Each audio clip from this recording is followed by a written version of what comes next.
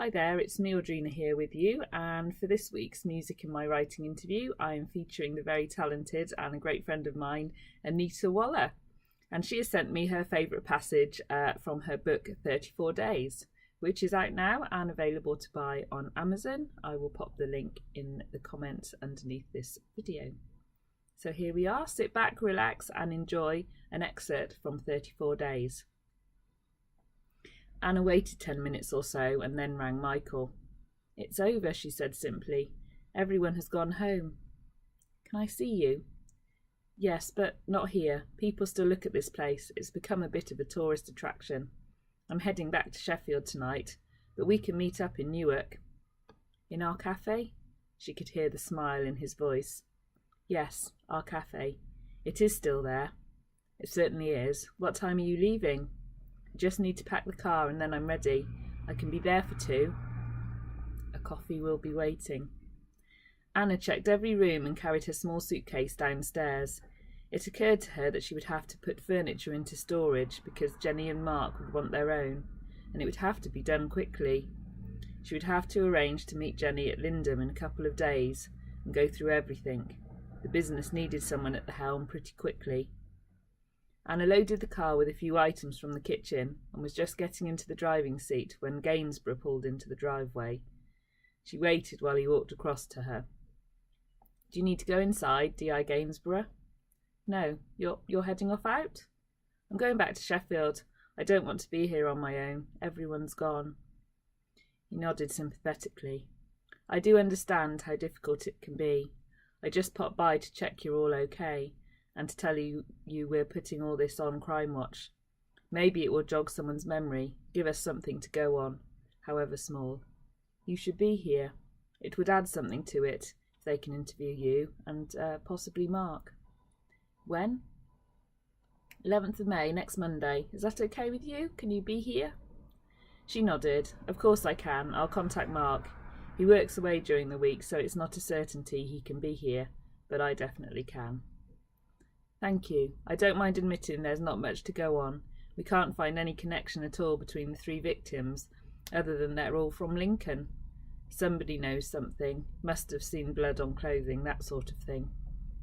Anna had a brief flashback to a naked Jenny walking across to the bathroom while she herself held the blooded clothing. "I'll be here. It won't be easy, but I can do it." He smiled. "We don't give up, you know. We'll get him." "I hope so. We need closure." He turned and walked back to his car. He folded his tall frame into the passenger seat and rolled down the window. "See you Monday, Anna, 9 o'clock. She nodded and held up her hand in agreement. The car reversed down the driveway and she sank slowly into her own driving seat. Crime Watch always brought results.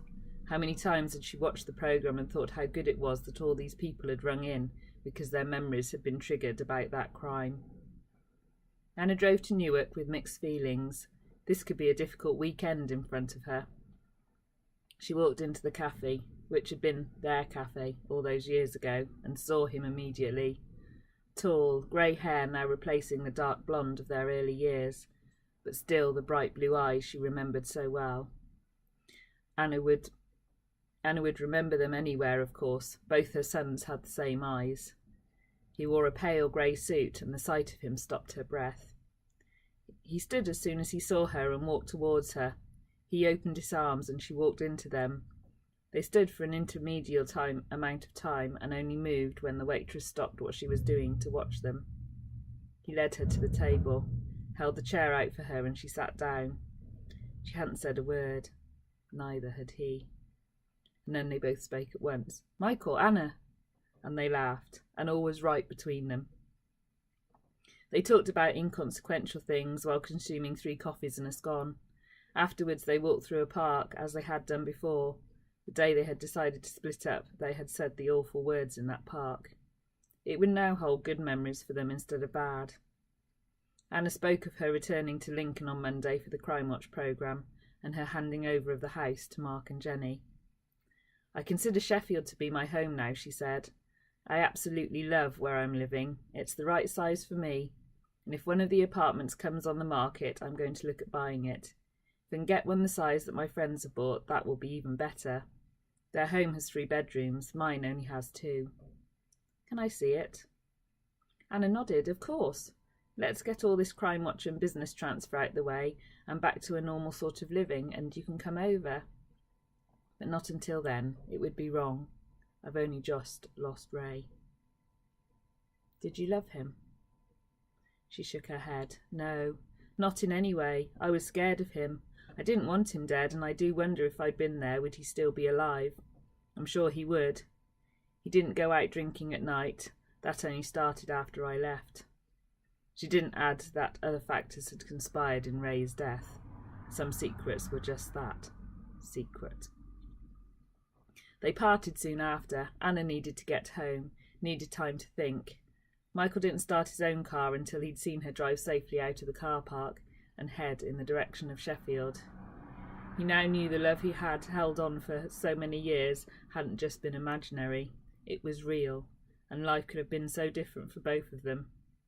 He hated the thought that she had been scared of Ray. She hadn't said why, but he knew she would, one day. Michael drove home with his heart singing. For now it felt like an affair, but he had hopes one day that he could be open and they could enjoy each other's company. Intriguing. I really might have to read more of that. And I hope that that's intrigued you enough to go and check out Anita's books. She then went on to add that this is her favourite because Michael is the man Anna fell in love with prior to her marriage to Ray. The affair resulted in twins being born, although only Anna knew of that. This is their first meeting since they had to walk away from each other 35 years earlier. I wanted it to be a perfect meeting, but couldn't have a mushy meeting. This was the hardest passage to write in the whole book, getting the balance just right. Anna has just lost her husband, her unloved, abusive husband. So there you go. That's a bit more about this book. I'm sure there is many more secrets to find out in the course of reading it.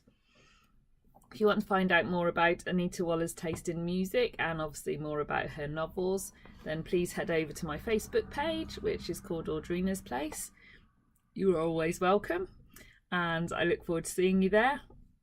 And obviously you can find the books on Amazon, so go on, take a chance and give Anita's psychological thrillers a bit of a read, because she's really good. Anyway, take care, and I'll see you again soon. Bye.